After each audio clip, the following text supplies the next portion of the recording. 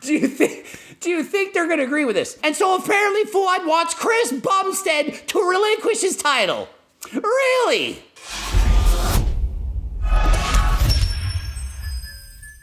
Coach Greg and Fouad recently released a video titled "Something Has to Be Done." And something does have to be done about the deaths that are occurring in bodybuilding, but also in the copyright strikes that are being reported. Nick Trigili has a channel, Bodybuilding and BS. It's similar to Nick's Strength and Power. And so Fouad, meaning well, went on to make a video talking about how to try and save all the bodybuilders. Nick watched the video and then made a response video using some of the clips from Fouad's channel to go against what he was saying. To disagree, to have a debate. Fouad must not have liked that Nick disagreed with his opinions, and so he copyright strikes Nick's channel, and they had to take the video down. Now imagine if the same thing were done to Nick's Strength and Power. He shows video clips, people posing and so on, and then that would be taken down.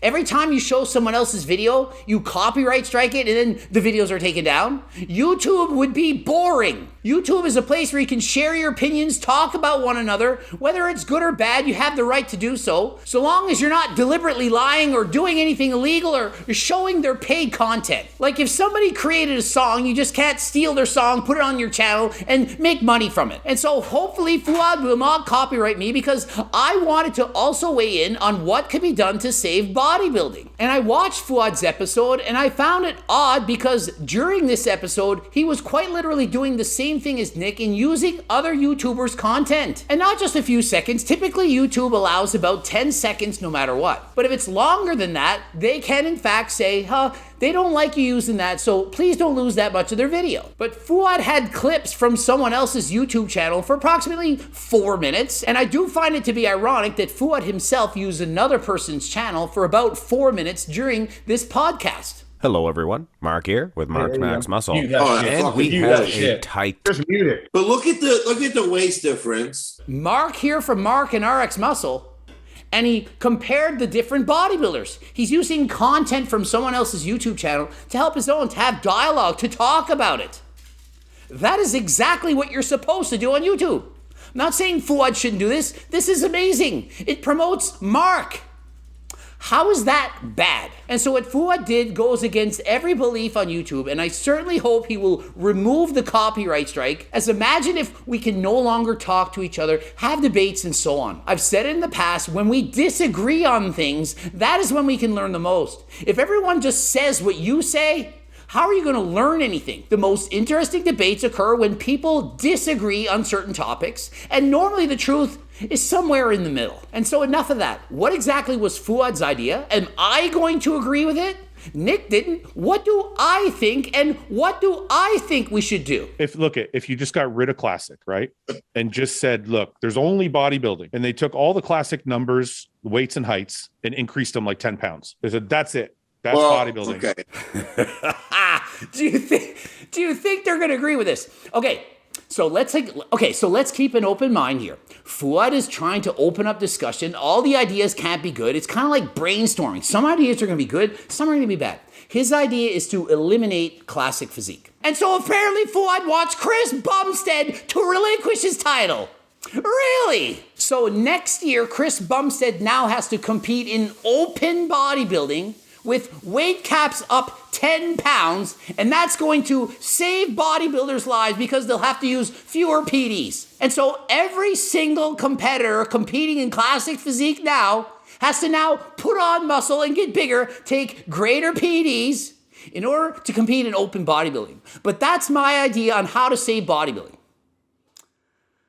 I don't feel it. In fact, previously in an older video, I suggested they add another category to classic physique. That's right, one with smaller weight classes, 20 pounds smaller. And why? Because then people wouldn't have to push to get even bigger to meet the classic physique weight limits. Even Chris Bumstead has room to grow in classic physique. Lower the weight class by 20 pounds, offer another weight class. Chris could say, wow, I'm going to downsize 15 pounds and win the aesthetic classic physique championships, the beach classic physique championships. And so rather than eliminating classic physique and adding 10 pounds, why don't we add another category to classic physique? Or Why don't we offer a drug-tested category for everything? And so imagine this, Mr. Olympia, we are now going to show the drug-tested category. Chris Bumstead says, well, I'm going natty. Comes, enters, conquers, natural. Is that not healthier? Nick Walker says, I'm going natural. Switches to natural, competes in the open class, wins Mr. Olympia natural. Does that not sound like it's healthier? And you're thinking, no, that's a bad idea. They still have the regular class. If you choose to abuse the drugs, want to get to 300 pounds, fine. That category is there. It's there for you. But we are giving you an alternative to make you healthy, and it is your choice. In bodybuilding right now, Mr. Olympia, there is no drug-tested category. And so do the athletes who want to win have a choice? Sure, they can choose to compete natural, get last place, or not even make it. But if you want to win, you have no choice. You will not win the Mr. Olympia title natural. Don't care what you say. You lose in that argument. What the fuck would my weight cap be? Well, buddy? this is my solution for you, buddy. So I might as well throw in the so towel.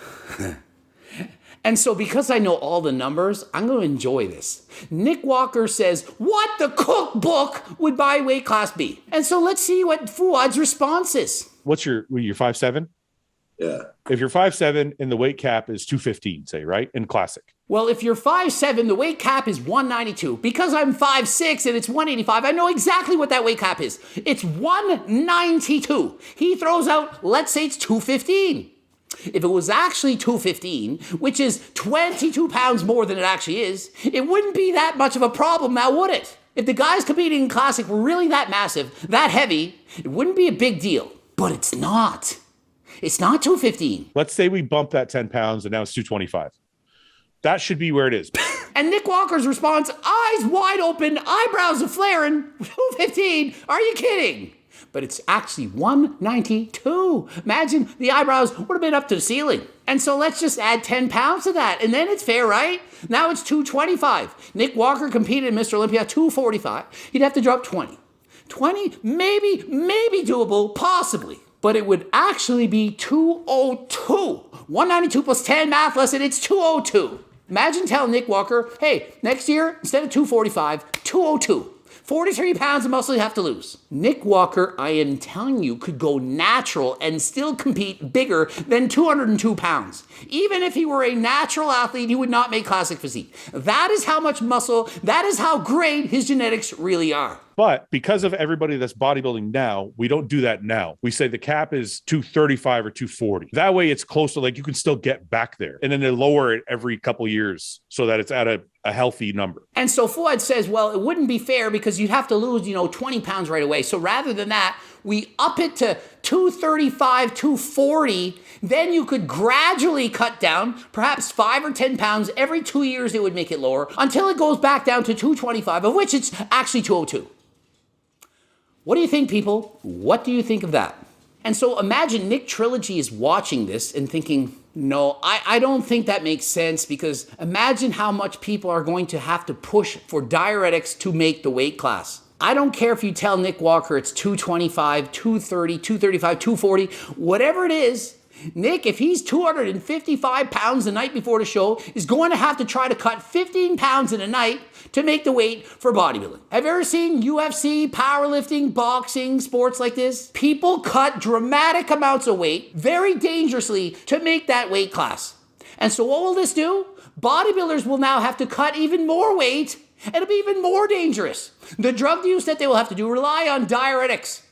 Wow, I'm 15 pounds over, I don't know what to do. Get out the diuretics. You shrink down as much as possible, you weigh in, and bam, you're up 15 pounds the next day. That is what would happen. So I don't think that's a viable alternative. It's a great effort. He's trying his best. He's giving out ideas, and there's nothing wrong with that. Just because I don't think that idea is good doesn't mean it isn't. But I should have the right to say, I don't agree with that opinion, in the same way that Nick should have the right to say, I don't agree with that opinion. And so what he did was he showed clips of Fouad saying this and said, nope, I don't agree. I actually think more people would die this than it would save. How is that bad? I know you don't all like Nick Trilogy bodybuilding BS. He has a lot of stories and people don't like. Same as not everyone likes me. I call people out. You don't like it. Oh, that Coach Greg, he said that person lied, was giving you misinformation. I get it. You don't like it. But doesn't mean the person doesn't have the right to say it. And so what would I have liked to have seen? Fouad make a response video and say, Nick, I don't like that video. It sucked. This is what I meant by this. Here's how I clarify. Or we go on each other's podcasts, we disagree, we talk about it openly, honestly, and try to help the sport. And so Fouad asked me in the past, can you go on my channel? Sure. A couple weeks later, you can't come on my channel anymore because, well, sponsors say, I don't know why. I can't tell you. Not sure why. Perhaps he doesn't like me. Perhaps he likes me. I don't know. But I wanted to go on and talk about it. I invited him to come onto my channel. Come to my channel first. Okay, sure. I will go on your channel first. Then you can come on mine. We can have healthy dialogue. We can agree, disagree, debate things. We can help the world. But no, what does he do? He copyright strikes Nick for disagreeing with him. At least that is how I see it. It's not a good look. I'd rather think that people are open to telling people, I disagree with your opinion, and here is why. And I do believe that Fouad knows this as he's used other people's content in this very video. Your face looks like you're in really bad. Face looks like it does 80% of the podcast. Can we do it like 250 and then go One down? second, Nick. You were 245 last year at the Olympia. Do you see how I look right now? And so if they actually implemented this, it would destroy Nick's bodybuilding ambitions 100%. But if they added a natural category, Nick could choose to go natural, or he could stay and do exactly as he's doing. Because if you're given the choice and you choose to take the PDs, that is on you. But you have the choice. As it stands, there is no choice. There is no drug-tested Mr. Olympia, and so you have no choice. And so when I competed as an amateur at the national level, I wanted to turn pro. I won first place in my weight class and overall middleweight. Middleweight and overall champion. Did I get a pro card? No, they didn't give me a pro card. Why? Because I was natural small. Had they have had the natural Mr. Olympia, I would have turned pro natural, would have stayed natural and did my best to earn a spot in the Mr. Olympia drug-tested category. But because there wasn't, what choice did I have if I wanted to turn pro? If I wanted to get that prestigious pro card, which is like a PhD in coaching. When I got my pro card, my business tripled because now I'm a pro. I understand how to diet for competition. People hire me.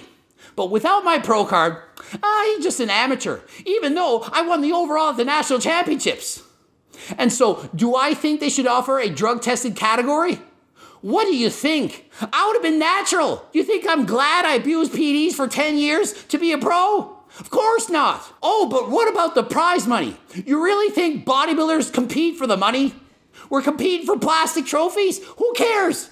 I've done 59 competitions. I've never won money at a show. 59, 42, natural. No money. Just competing for the love of the sport because I want to do it. And so if you count up all the bodybuilders in the world, are there maybe 10 that make a living from actual bodybuilding competitions? The top 10, maybe. Most people competing in the Mr. Olympia, 12th place, how much are they earning? How much did Regan Grimes win, one of the best bodybuilders in the world, in a year? Versus how much money do they make from sponsorships, from social media, from YouTube ad revenue, from selling merchandise, supplements, and so on. And so unless you're a top 10 competitor in the world, are you really competing for the money? Or are you making a living elsewhere? And so to say, oh, it's all about the money, the prize money, it's not the prize money. And so what is the solution? My opinion, we need to popularize drug-free bodybuilding. We need the top physiques in the world, which are most likely enhanced, Chris Bumstead and so on, and tell them, you have the choice now to go natural. We understand you're going to be smaller, not as big as you are, but we're going to have a separate division for natural athletes. And so imagine Chris Bumstead says, I am going for the drug-tested Mr. Olympia Classic next year. Imagine Big Ramy says, enough of the drugs, I have seen enough. My health is more important. I'm switching over to the drug-tested category. And so they will downsize and battle it out in a drug-tested category. Mr. Olympia, natural athlete. And so my opinion, the answer is not to remove categories, it's to offer more of them. We want to take bodybuilding to the mainstream. Does Big Ramy look mainstream? Chris Bumstead himself, classic physique champion, is still a monster. He could be 100% natural, still have an amazing, splendid, ridiculous, mind-blowing physique. And so do you think this idea would work? And if you disagree with me, I give you permission, not that you need it, to make videos showing me saying this and saying, Greg's an idiot, a moron, that is so stupid, drug-free Chris Bumstead. What an idiot! Make the videos. Make the dialogue. Talk about it. The more people that talk about it and make suggestions, the better. That is we need. We need freedom of speech, not people trying to shut us down. Thanks for watching. If you'd like to become a newsletter subscriber, please do so by clicking the link in the description. We're giving away free shit every single week. Also, 5 recipes for joining up. Working on nutrition and training programs, free ones. Free. Did I mention how it's free? No charge. You're gonna have the training program that I developed so you can train, put on some gains in the gym, and working on diet. So please join the newsletter, not giving it away to everyone. You have to become a newsletter subscriber. Also, harder than last time supplements, including the turkesterone. We also have a new pre-workout 2.0, all kinds of stuff going on. Please click the link in the description, ending it here. GregDoucette.com for coaching. Greg Doucette, IFBB Pro. Watch the top bloop. Touch the top bloop, then the bottom. Subscribe and click the freaking bell button and then comment, because those comments, it tricks the algorithm and everyone watches my videos and we all get rich. Yay! And until next time, I am out.